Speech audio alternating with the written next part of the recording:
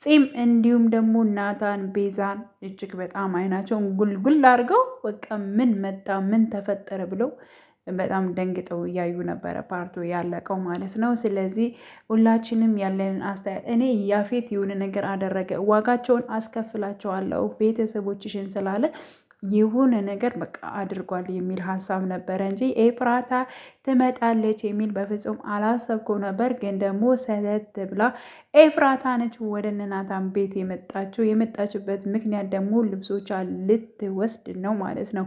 ግን ይህን ነገር ስታደርግ ደግሞ ለባሏ ለያፌት አላስፈቀደችውም ነበረ። ግን ደግሞ ናታን እጅግ በጣም ይህን ያክል ልብስሽን ለመውሰድ ያሰብሽው ምንድን ነው? ምንም አይነት ነገር ሊኖር አይችልም በማለት የተለያዩ ቃላቶችን ሲናገር ነበረ። ኤፍራታም ተናዳ ስለነበረ አንተ መቼም ወንድ ልትሆን አችልም፣ እኔ ደግሞ እንደሱ አይነት ስለ እኔ የሚከላከልልኝ ጀግና የሆነ ወንድስ ፈልጌ ነው ያገባሁት በማለት እንግዲህ ተናግረዋለች ማለት ነው። ይሄ እኔ ወንድ አይደለሁም ማለት ነው እያለ እሱም እየተበሳጨ እንግዲህ ግድግዳውን ቦክስ እያለ እጁን ደም በደም አድርጎታል ማለት ነው። ኤፍራታን ልብሶቿን ልትለብስ ማለቴ ልትወስድ ማለት ነው ወደ ክላሷ ስትገባ ናታን ደግሞ እንግዲህ ጀግና ጀግና ጀግና አሰኝቶት ልብሱን ቀይሮ ምናምን ሰዓቱን ገጭ አድርጎ ሽቶውን ተቀብቶ ምናምን ነገር ጃኬቱን ለብሶ ምናምን ሶፋ ላይ ድቅ ብሏል ማለት ነው። እሷ የፈለገችውንና እሷ ያሰበችውን ወንድ ለመምሰል ማለት ነው። እንግዲህ ኤፍራታ ደግሞ ወደ ክላስ በገባችበት ሰዓት እንግዲህ ተከትላት ገብታ ነበር።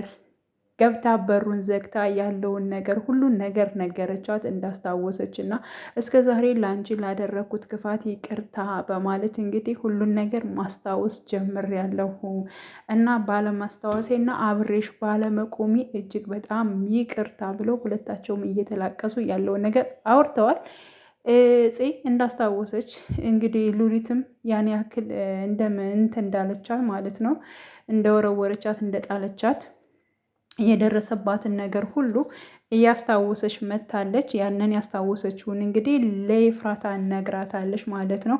በባለፈው በሰርጉ ዕለት ናታን ጋር ያፌት ጋር በመጣው ሰዓት ከኛ ቤት ያለው ሰዓት ነው ማስታወስ የቻልኩት እና ባለመስታወሴና አብሬሽ ባለመቆሜ በጣም ይቅርታ። አሁን ደግሞ ማስታወሴን ማንም ቢሆን ማንም መስማት የለበትም። በቃ እኔ መበቀል የምፈልጋቸውን ነገሮች መበቀል አለብኝ፣ መጠቀም እፈልጋለሁኝ ሉሊትንና ያፌትን በማለት እንግዲህ ተናግራለች ማለት ነው። እና ወንድሜን በምንድን ነው ምናልባት ያፌት በምን አስፈራርቶች ነው እሱን ልታገቢ የወሰንሽው በማለት እንግዲህ ጠይቃት ነበር ኤፍራታን ማለት ነው። ያለውን ነገርም ነገረቻት። ሰው እንደዚህ አስገድሎት ነው እና ይሄን ነገር ደግሞ ቪዲዮ አለው። ስለዚህ እሱ ከሚታሰር ሁልጊዜ እኔን ታገቢኛለሽ የሚል ሁለት አማራጩ ስላለኝ በቃ እሱን ለማግባት ተስማመሁኝ እና በዚያ አጥምዶት ነው ብላ ነግራታለች። እንግዲህ ፂም እጅግ በጣም እያለቀሰች ነበረ ይህን ነገር ስትነግራት ማለት ነው።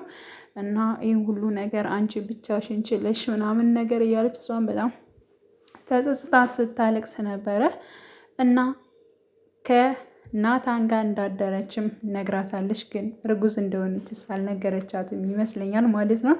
ግን ደግሞ ከናታን ጋር ለመጀመሪያ ጊዜ እንዳደረች አይቆጨኝም፣ ይሄን ሁሉ ባደርገው የማይቆጨኝ ነገር ምንድን ነው ብላ ያው ናታን ጋር ያደርሁኝ ቀን ነው በማለት እንግዲህ ኤፍራታ ለፂ ነግራታለች። እና አብረው በማደራቸው እና አብረው እንትን ባላቸው ለምን የኔ ወንድም ለምን አላስታወሰም ውጭ ምናምን እያለች እንደውም እንትን ስትበሳጭ ነበረ ማለት ነው። በስተመጨረሻም እንግዲህ ኤፉዬ ወደ ቤት ተመልሳ ነበረ። ወደ ቤት በተመለሰችበት ሰዓት እንግዲህ እዚያ ቤት እንደመጣች እና ልብሶቿንም እንደወሰደች ምናምን ነገር ሉሊት አስቀድማ ለያፌት ነግረው ስለነበር ያፌትም ለምን ሄድሽ እኔ ሳልፈቅድልሽ በማለት እንግዲህ ጉሮሮዋን እዞ ሊገላት በቃ ምንም አልቀረውም ማለት ነው። ፓርቱ ከዚያ ላይ ነው ያለቀው። እዚህ በኋላ ምን ይፈጠራል፣ ፂስ ምን ታደርጋለች የሚለው ነገር እንግዲህ ያው ያፌትስ ምን ያደርጋል አሁን ማለት እንደዚህ ተዋታል ወይንም ደግሞ ወድቃ ወይም ደግሞ ሆስፒታል ትገባለች የሚል ሀሳብ ነው እንግዲህ እኔ የምሰጠው።